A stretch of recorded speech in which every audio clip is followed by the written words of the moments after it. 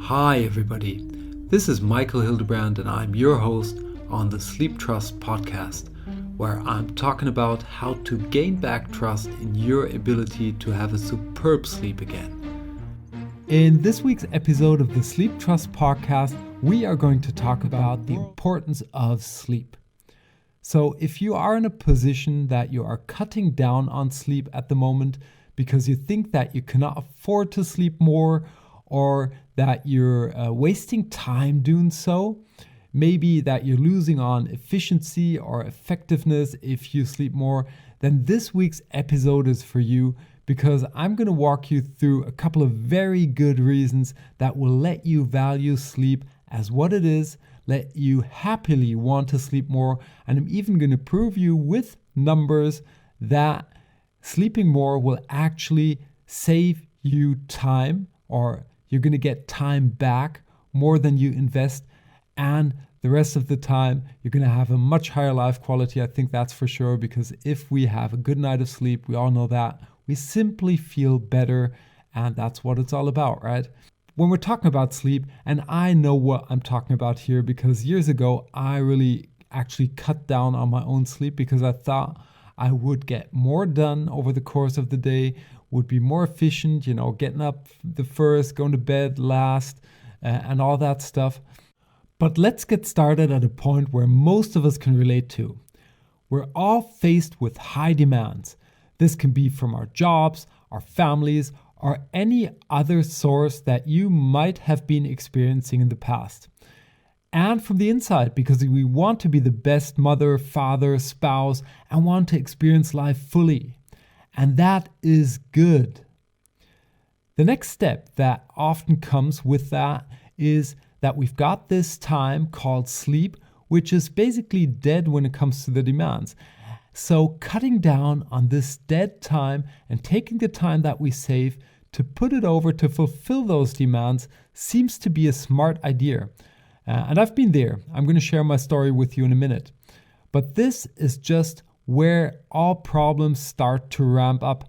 So it's kind of as if we were on a journey with our cars and we want to save time by not going out to the gasoline station to fill up the tanks with gasoline. There's still a little bit of gasoline in the tank, so we're moving on. We might have a strange feeling in our gut that we know it's not going to work forever. We might not even think about it, but it doesn't really matter because in the end, we're going to get a result, right? So I'm going to walk you through a couple of reasons. We're going to go from the negative to the positive, why you should value sleep. So it's going to be a push and pull thing here. I'm going to start off with the negative reasons, and then we're going to turn that into the positive ones. And you'll know exactly why you should value sleep. And I'm even going to walk you through a little bit of math to show you how much time you will actually save. Not only in regards of that you're going to feel much, much better every day, you're going to get much, much more done and handled, but that you're effectively going to add up on lifespan. And I know that a couple of you might be thinking that it is simply not possible for you to sleep longer because all those outside demands have to get fulfilled. But let me walk you through a couple of points, and I'm sure that they will expand your perspective on the topic and make sleep mandatory for you. Point number one is that if we don't sleep enough, that we are going to eat more on average, 300 calories a day. If you are on a diet right now, or if you want to avoid a diet in future, then think about that. The reason is that a hormone called leptin and a hormone called ghrelin do not work in our favor anymore. Leptin basically takes away our appetite and ghrelin makes us hungry. So not even that we eat more, we also tend to eat more unhealthy stuff like fatty and sugary kinds of foods. Point number two is the lacking ability to concentrate. When we're tired, we're lacking on focus, concentration, we're going to make more mistakes, and what that can lead to on your workspace or anywhere else is a thing that you can very good imagine. Just think about your salary. What would happen if you would be able to focus on a task and really perform without mistakes? What would that do with your salary? in regards to you being tired, not being able to focus, have to do things, twice or three times, and make mistakes doing so. Point number 3, lacking performance of memorizing new things. So if we have to learn new things and we're tired, we will learn 20% less. When it comes to Matthew Walker's book, Why We Sleep, super interesting experiments. Check that book out if you've got a couple of hours to read that. You can read that. And what 20% means in regards to investing, I can tell you that right away. If you find an investing opportunity where you can invest your money for 20%, that means that you will have doubled your money in 3.5 years. So if we do the same on a daily basis, 20% more for each day on memorizing capabilities, you can see what happens then. It's the compounding effect. It works here too. Step number 4 is a lack of body repair. To repair our bodies, we need a thing called the human growth hormone. It's good for our muscle build, it's good for cell repair and everything around that. If we don't get enough of HGH, you can imagine that that's not going to keep us healthy. Step number 5. It's proven through several studies that people that do not get the right amount of sleep are higher likely to get diseases like heart attack, a stroke, cancer, diabetes type 2, and many more. Step number 6 is that we just feel emotionally unbalanced.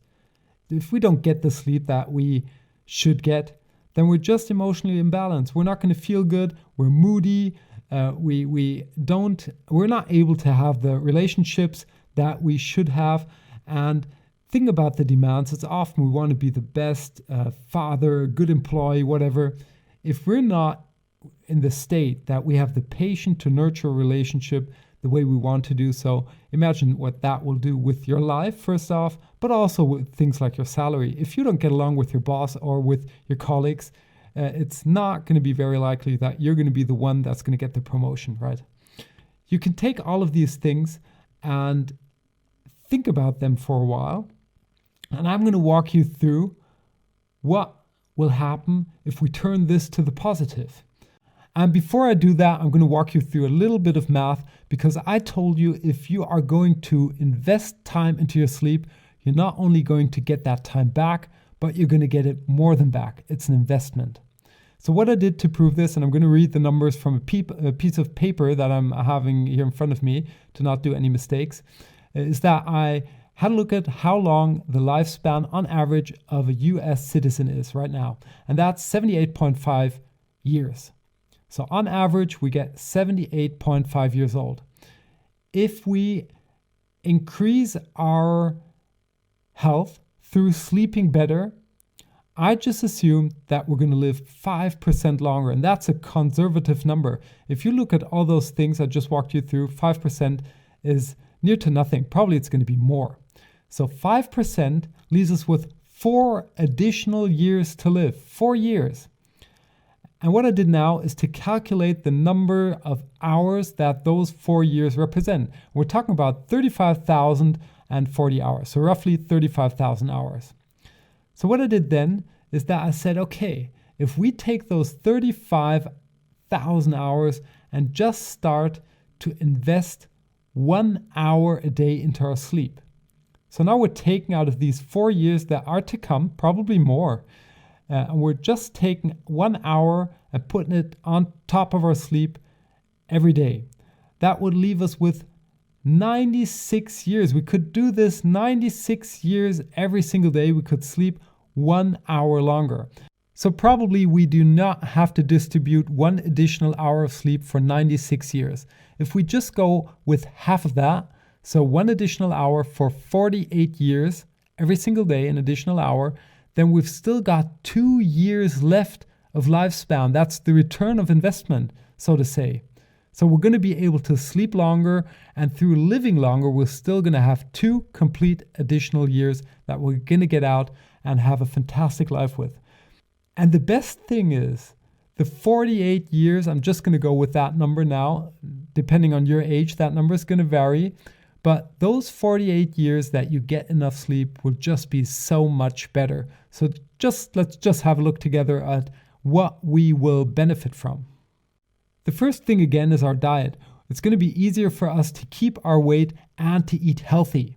The second thing, our concentration levels are going to be much better because we feel better and we can focus better.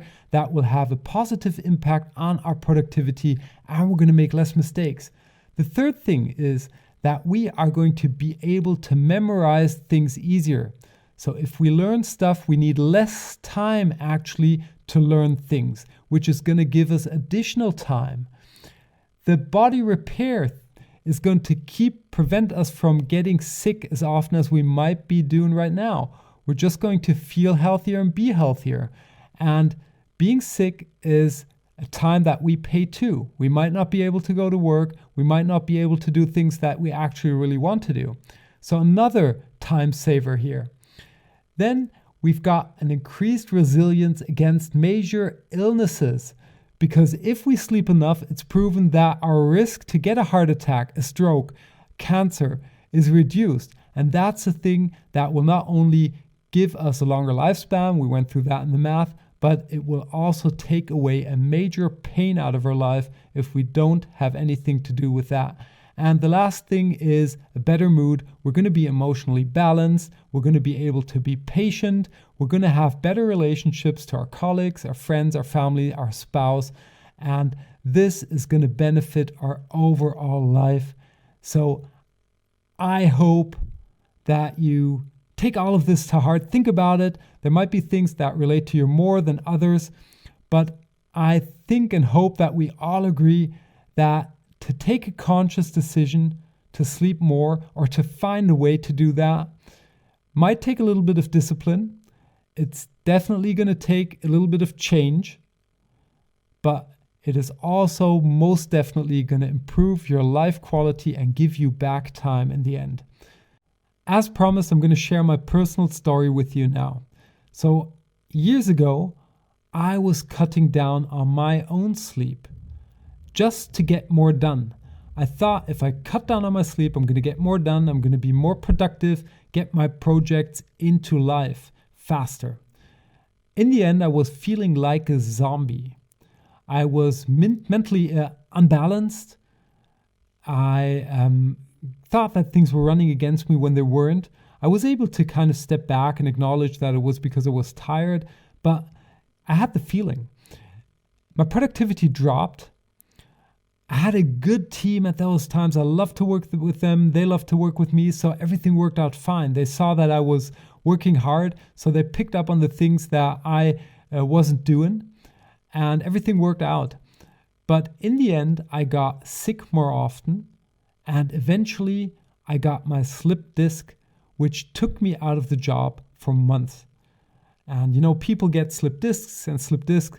I had a slip disc. I could only walk, let's say 100 to 200 meters with walking sticks. In the beginning, I was living on the floor of our living room for months, literally. I was not able to sit on a chair or on a sofa. I was just kind of lying in the living room on a little mattress, and sometimes I went up onto my knees, something like that. You can imagine. It wasn't a very nice setting. But in the end, I feel lucky that I got that slip disc, because if you think about all those other diseases that you can get from not sleeping enough, or that your odds of getting are just increasing, then I think having a slip disc is just kind of like getting away with a blue eye.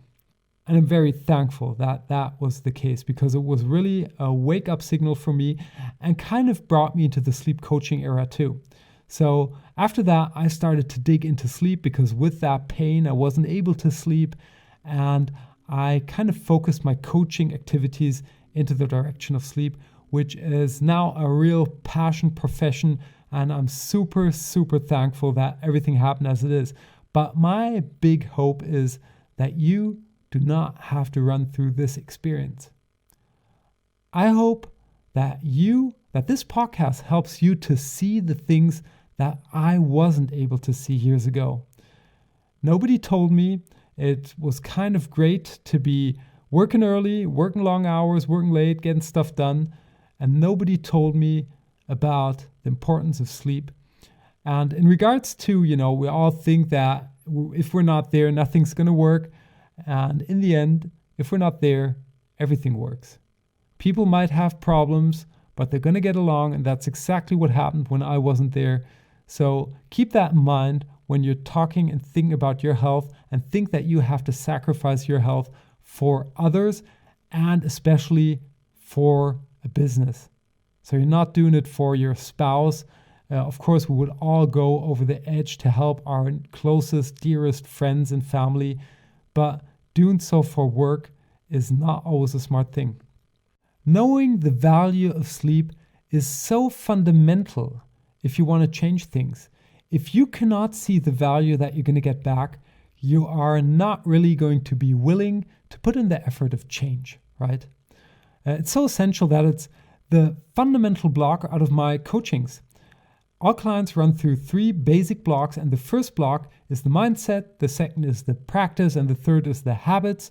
But the mindset is the first, and that's not kind of a random act, but it's because it's fundamental. If clients don't have their mindset right before we walk through the entire program, then they're not going to be willing to follow through when it comes to implementing stuff that means change.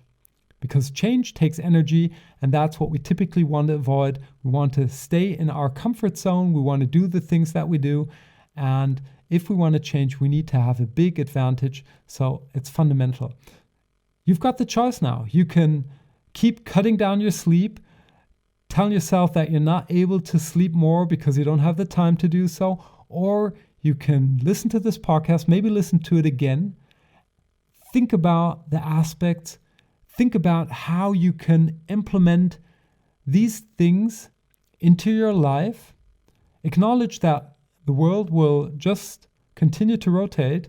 Even if you sleep 24 hours, the world is going to continue to rotate. That's just a fact. And start to implement things that you will feel better and that you will be able to give so much more value to the world too. So whatever you do, definitely check out sleeptrust.eu, where you can read a little article to this podcast. You're going to find all kinds of tools and resources that you can download. Most of them are for free, so definitely check that out. And if you register for a free membership, there are even more tools like a habits tracker and so on that will help you to get those changes in place. With that, let's wrap up this week's episode of the Sleep Trust podcast. We want to acknowledge that investing into our sleep is probably the single one best thing that we can do when it comes to our health, our productivity, our relationships, or anything else that affects our life. Assuming an additional lifespan of only 5% if we sleep decently leaves us with 4 additional years. That's a decent return of invest. And that's it for this week's episode of the Sleep Trust podcast. I hope you enjoyed yourself and that you tune in next week when I'm going to have an interview with Saveti Williams, a sleep coach out of Australia, and she will walk us through how crystals can help us to fall asleep better.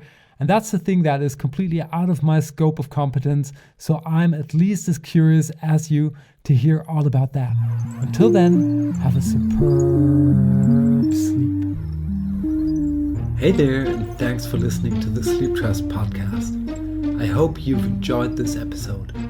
If you want to get further information on this podcast or material that will help you to gain back your sleep trust, please check out sleeptrust.eu. That's sleeptrust.eu, where you will get lots of information around sleep. And here comes some legal stuff. Everything on this podcast is my opinion only, so do not take it as an advice, as I am not a doctor, nor have I considered your personal situation. If you feel that you need medical advice, please consider getting an appointment at your doctor of trust. If you want to give me any kind of feedback on this podcast, feel free to email me at podcast@sleeptrust.eu. I hope you tune in again next week, and until then, have a good sleep.